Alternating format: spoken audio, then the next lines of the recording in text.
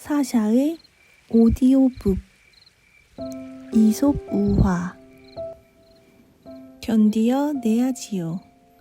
배가 고파 죽을 지경인 여우 한 마리가 참나무에 난 구렁 속에 밥과 고기가 있는 것을 보고 기어 들어가 먹어치웠습니다. 그것은 목동들이 남겨놓은 것이었지요. 그런데 배가 불러져서 다시 나올 수가 없었습니다. 지나가다가 외침과 한탄 소리를 들은 다른 여우 하나가 다가가서 웬일이냐고 물었습니다. 사연을 듣고 나서 그 여우는 말했습니다. 들어갈 때처럼 홀쭉해질 때까지 거기 그냥 있어요. 그러면 쉽게 빠져나올 수 있을 것이니.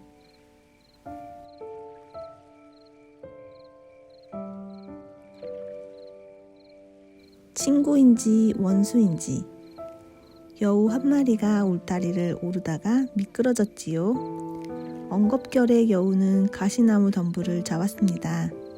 가시에 찔려 손발에서 피가 났고 여우는 아파서 소리를 질렀습니다. 어이구, 나는 그대에게 도움을 청했는데 그대는 날 전보다 못한 지경으로 만들었구려. 그래요 하고 한 가시나무가 말했습니다. 나를 붙잡으려 한 것이 잘못이었지요. 내 자신 누구나 붙잡으니까요.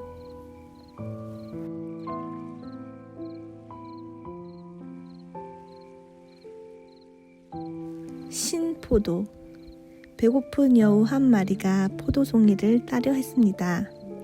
나무를 기어 올라가는 포도 넝쿨에 달려있는 것인데 너무 높이 달려있어 뜻을 못 이루었어요.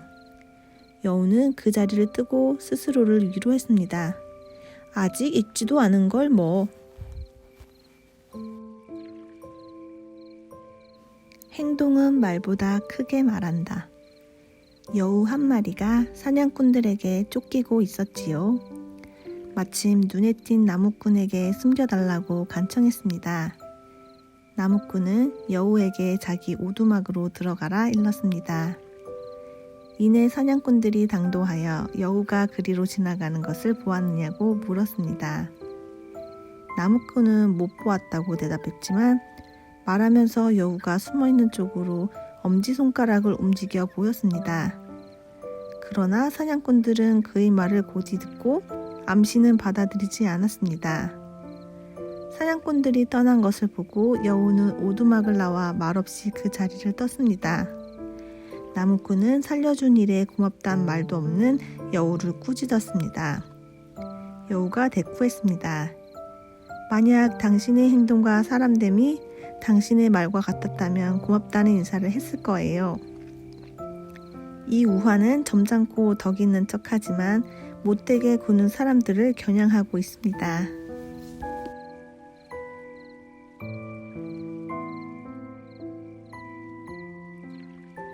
멍청이는 꾀가 없어 죽는다. 원숭이 한 마리가 짐승들의 모임에서 춤을 추어 감명을 주었습니다. 그래서 짐승들은 원숭이를 왕으로 뽑아 주었습니다. 여우가 셈이 났습니다. 고깃점이 들어있는 덫을 보고 여우는 원숭이에게 가져가서 말했지요. 아주 맛있는 것을 가지고 왔어요.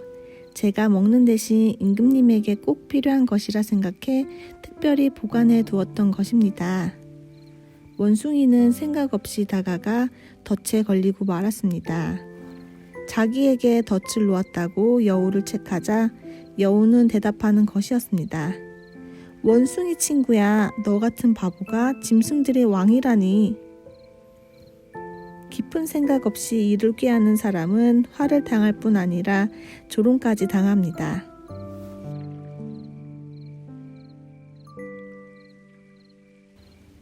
죽은 이는 말이 없다.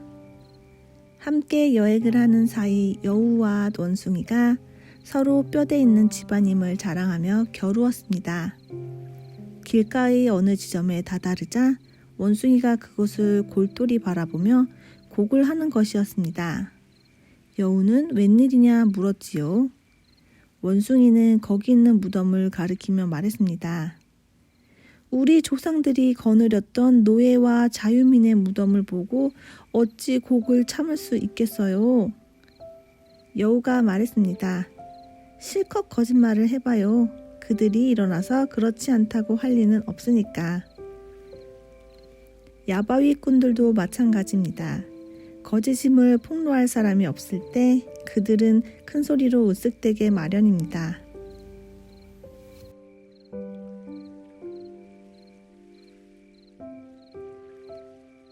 내 체면을 위해 너희 꼬리를 잘라라.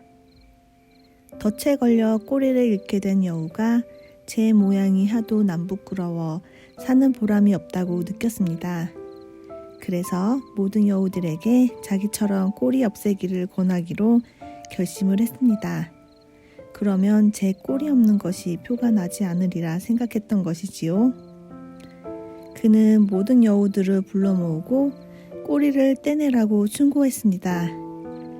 꼬리는 소용없는 가외 것에다가 보기 흉하고 달고 다니기가 무겁지 않느냐고 했지요. 그러자 여우 하나가 대꾸하는 것이었습니다. 이봐, 넌 내 목적을 위해서 이런 충고를 하는 것뿐이야. 이 이야기는 선의에서가 아니라 자기 입속을 위해서 충고하는 사람들을 비아냥대고 있습니다. 뛰기 전에 살펴라. 여우가 큰 물탱크에 풍덩 빠져서 나오지를 못하였습니다. 목이 마른 염소가 다가와서 여우를 보고는 물이 먹을 만하냐고 물었지요. 여우는 기회를 놓치지 않았습니다.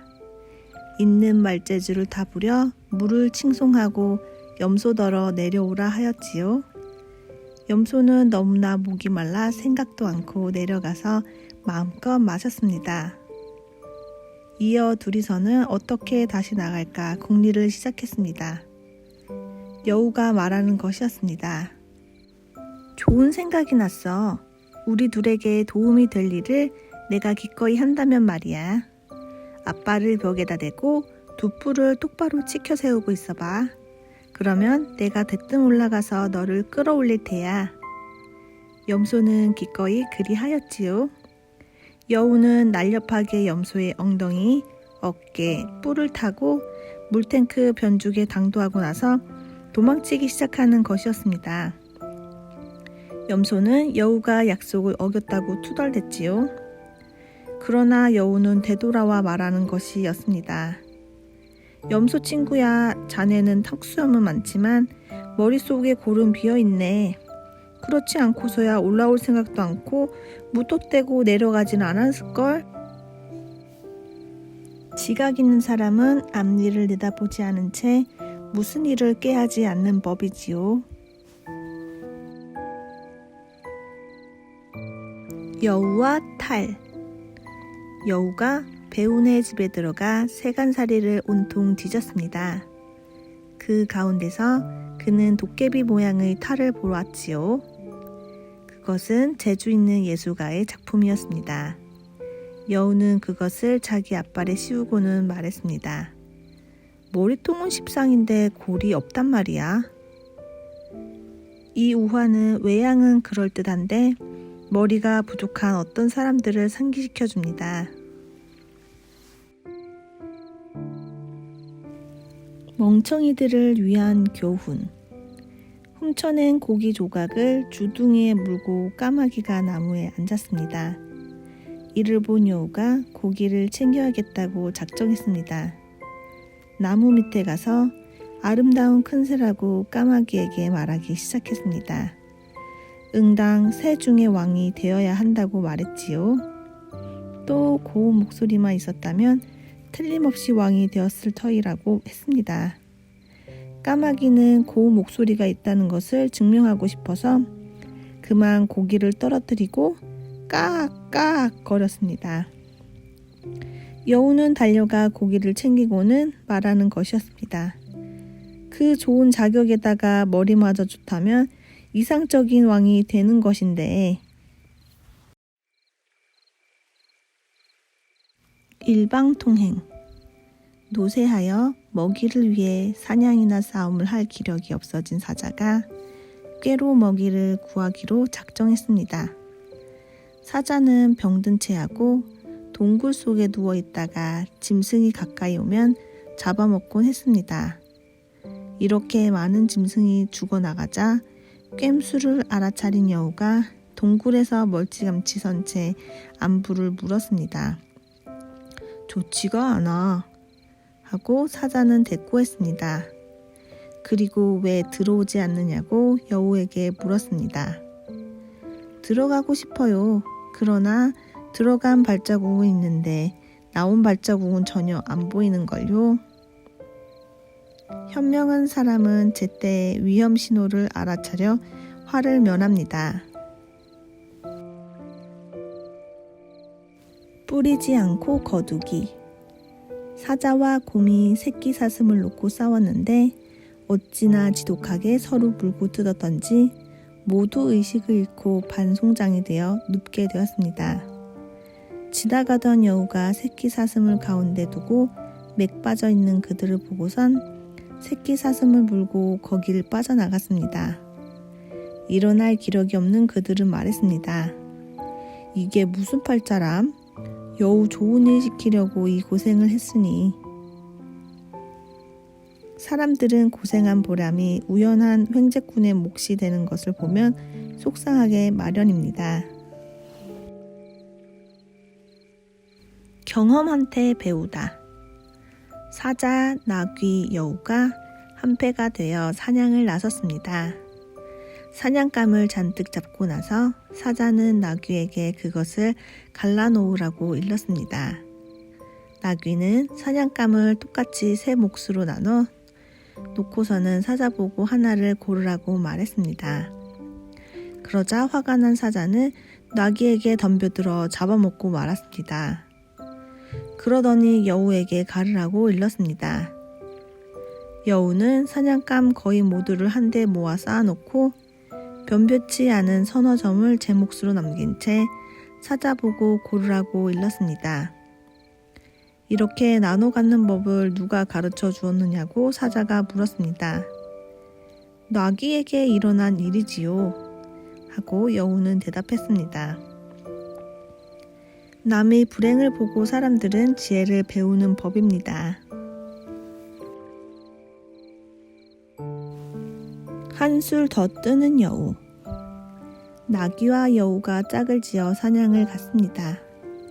도중에 사자가 나타나자 여우는 위험이 다가왔음을 알아차렸지요.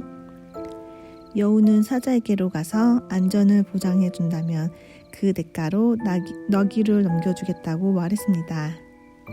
자기를 놓아주겠다는 사자의 약속을 얻어내자 여우는 나귀를 함정에 빠뜨렸습니다. 그러나 사자는 나귀가 도망칠 수 없다는 것을 보자 먼저 여우를 잡고 이어서 여우 있게 나귀를 챙기는 것이었습니다. 친구를 음해하는 사람들은 모르는 사이에 자기 자신마저 망치게 된다는 것을 알고 놀라게 되는 법이지요. 사람과 사자. 옛날에 사람과 사자가 함께 길을 가고 있었습니다. 둘 다 자랑을 많이 하는 것이었어요. 사람이 사자의 목을 조르는 모양이 새겨진 석상이 길가에 서 있었습니다. 사람이 깍쟁이처럼 그것을 손가락질하여 동행에게 말하는 것이었습니다. 저 봐요, 사람이 사자보다 세지요? 사자의 얼굴에 미소가 떠올랐습니다. 만약 사자가 돌 새기는 법을 안다면 사자가 사람을 타고 앉은 것을 볼 것이요. 자기의 용맹과 담대함을 뻐기는 사람들은 경험의 엄격한 시험에 의해서 들통이 나게 마련입니다. 양보다 질. 암여우가 암사자를 비웃었습니다. 새끼를 한 마리밖에 낳지 못한다고 말이지요. 암사자가 대꾸했습니다. 한 마리지만 사자란 말일세. 무장해제. 사자가 농부의 딸에게 반해서 청혼을 했습니다. 농부는 딸을 맹수에게 시집 보낸다는 것은 생각조차 못했지요. 그러나 감히 거절을 못했습니다. 딸의 남편감으로는 십상이지만 이빨을 뽑고 발톱을 깎지 않으면 딸을 줄 수가 없다고 성가시게 구는 청혼자에게 말해서 어려움을 피했습니다. 딸 아이가 이빨과 발톱을 무서워하기 때문이라는 것이었지요. 사자는 너무나 반해 있었기 때문에 선뜻 이러한 희생을 감수했습니다. 그러나 사자가 다시 나타나자 농부는 업신 여기며 몽둥이로 사자를 내쫓았습니다. 어부지리. 무덥고 갈증나게 하는 여름날 사자와 멧돼지가 물을 마시러 조그만 샘가로 왔습니다. 그들은 누가 먼저 마실 것인가 싸우기 시작하였고 죽어라 하고 격투하게 되었지요. 숨을 돌리려고 잠시 쉬는 동안 그들은 주위를 둘러보고 누가 되건 죽는 쪽을 먹어치우려고 독수리들이 기다리고 있는 것을 보았습니다. 이 광경을 보고 그들은 싸움을 그쳤습니다. 독수리와 까마귀 밥이 되는 이보다 친구 되는 것이 낫다고 그들은 말했습니다.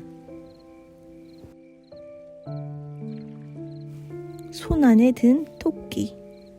잠자고 있는 토끼를 막 잡아먹으려던 사자가 때마침 지나가는 사슴을 보았습니다. 그래서 사슴을 쫓기 위해 토끼 곁을 떠났고 소음에 잠이 깬 토끼는 도망을 쳤습니다. 오랫동안 쫓고 나서 사자는 사슴을 잡을 수 없다는 것을 알았습니다. 그래서 토끼를 잡으러 되돌아가니 토끼 또한 도망친 뒤였지요. 더 좋은 것을 챙기려고 손 안에 든 먹을 것을 버렸으니 자업자득이지 하고 사자는 말했습니다. 사람들은 때로 이 사자와 같아요. 원만한 수익에 만족하는 대신 보다 마음 끌리는 전망에 혹하지요. 그리고는 분명히 손에 넣을 수 있었던 것을 놓친 것을 알고는 놀라는 것이에요. 사자의 목. 사자와 나귀가 함께 사냥을 했습니다. 사자는 기운을, 또 나귀는 발빠름을 이용했던 것이지요. 짐승을 잔뜩 잡아놓고 사자는 그것을 셋으로 나누었습니다.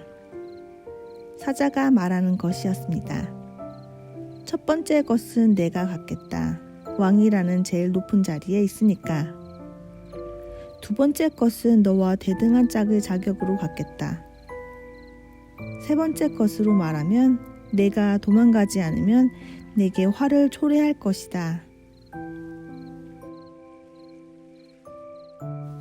겁에 질린 동료. 사자가 늘 프로메테우스를 탓하는 것이었습니다. 프로메테우스가 그를 덩치 크고 외모가 반듯하게 만들어준 것은 사실이었습니다. 턱을 이빨로 발을 발톱으로 무장시켰고 어떠한 짐승보다 센 힘을 주었다는 것도 사실이었습니다. 그러나 이러한 강점에도 불구하고 수탉이 무섭다고 투덜댄 것이지요. 프로메테우스가 대답했습니다. 넌 내 탓을 할 이유가 없다. 너는 내가 줄 수 있는 모든 것, 너를 위해 내가 마련할 수 있는 모든 재주를 가지고 있으니 말이다. 이 말을 듣고 사자는 슬퍼져 자기의 비겁함을 탓하다가 마침내는 죽고 싶다는 생각을 하기에 이르렀습니다. 사자가 이런 기분에 쌓여 있을 때 코끼리를 만났고 인사를 한 뒤 걸음을 멈추고 얘기를 하였습니다. 사자는 코끼리가 계속 귀를 임죽이고 있는 것을 보았습니다. 사자가 물었지요. 웬일인가? 잠시도 귀를 가만히 두지 못하는가? 바로 그때 모기 한 마리가 코끼리 머리를 돌며 날고 있었습니다. 코끼리가 말하는 것이었어요. 저 앵앵 소리 내는 조그만 게 보이나? 만약 저놈이 내 귀 속으로 들어가면 난 끝장일세. 사자가 말했습니다. 이제 내가 죽어야 할 이유는 없다. 나는 몸집도 크고 힘세고 게다가 코끼리보다 다행한 폭이다. 수탉은 어쨌거나 모기보다는 더 두려워해야 할 만한 것이니 말이야. 몰락한 강자. 사람이 그 전에 누렸던 위신을 잃고 나면 엎친 데 덮친 격으로 겁쟁이들의 놀이개가 되기조차 한다. 노쇠하여 기진한 사자가 누워서 마지막 숨을 쉬는 참이었습니다. 먼저 멧돼지가 오더니 번뜩이는 엄니로 쥐어박아 옛 상처에 대한 안갚음을 하는 것이었습니다. 다음에는 황소가 뿔을 낮추더니 원수의 몸뚱이를 찌르는 것이었습니다. 이렇게 공격해도 무사한 것을 보고 나귀가 사자의 이마에 뒷발질을 시작했습니다. 사자는 막 숨을 거두는 참이었지요. 사자는 말했습니다. 이들 용감한 짐승들이 내 앞에서 뻐기는 것을 참는 것만으로도 힘들었다. 그러나 창피스러운 창조의 오점인 너 나귀에게 죽음에 임해서 꼼짝 못하는 것은 2번 죽는 것과 진배 없구나. 차별 대우. 쓰러뜨린 소를 사자가 굽어보고 있는데 도둑이 나타나서 한 몫을 달라는 것이었습니다. 내 놈이 상습적인 약탈자가 아니라면 주겠지만 못 주겠다 하고 사자는 말했습니다. 그러면서 그 악당을 내몰았지요. 그때 우연히 수더분한 나그네가 왔습니다. 맹수를 보고 나그네는 뒷걸음질 쳤습니다. 그러나 사자는 아주 친절히 굴었지요. 그대는 욕심이 없으니 한 몫을 주겠소. 두려워 말고 가져가시오. 하고 사자는 말하는 것이었습니다. 그리고는 소를 갈라놓더니 숲속으로 들어가는 것이었습니다. 나그네에게 챙길 기회를 주기 위해서였지요.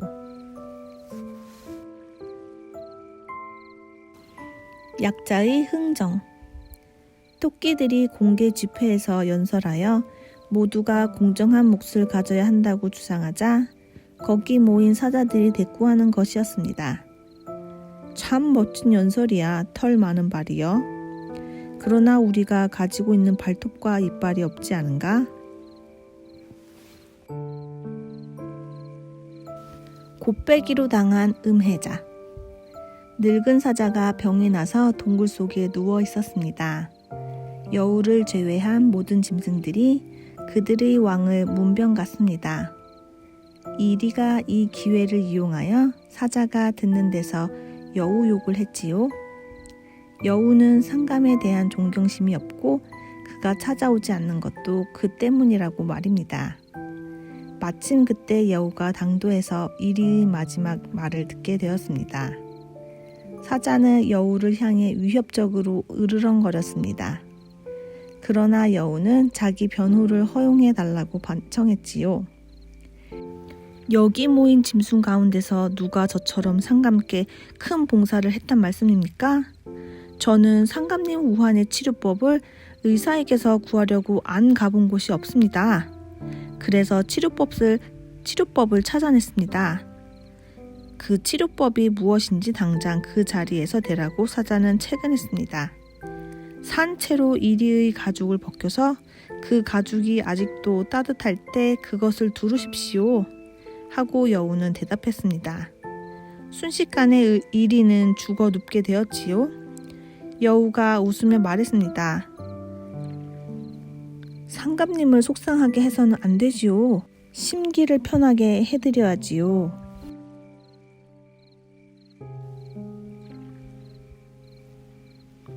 배반의 대가. 한 번은 이리들이 개들에게 말했습니다. 너희는 우리와 똑같은데 우리와 형제처럼 지내기로 하자. 사고방식이 다를 뿐 우리 사이에는 아무런 다른 점이 없어. 우리는 자유롭게 살고 있어. 너희는 노예처럼 사람에게 굽실굽실하며 두들겨 맞고 고삐가 들리고 양떼를 지켜줘. 그리고 사람들은 식사를 하면서 너희에게 뼈다귀를 던져줄 뿐이야. 우리의 충교를 따르렴. 양떼를 모두 우리에게 넘겨다오. 그리하여 우리 나누어 가지고 실컷 배를 불려보자. 개들은 이 제안을 따랐지요. 그러나 이리 때는 우울 안으로 들어가자마자 개들부터 해치우기 시작하였습니다.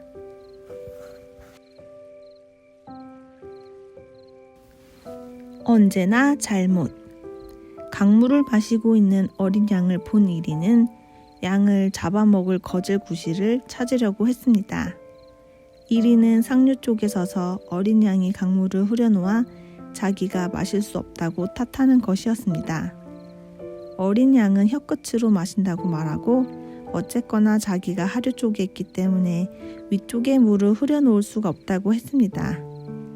이 구실이 안 통하자 이리는 말하는 것이었습니다. 작년에 너는 우리 아버지를 모욕했다.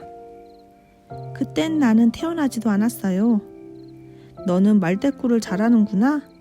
그러나 저러나 난 너를 잡아먹겠어.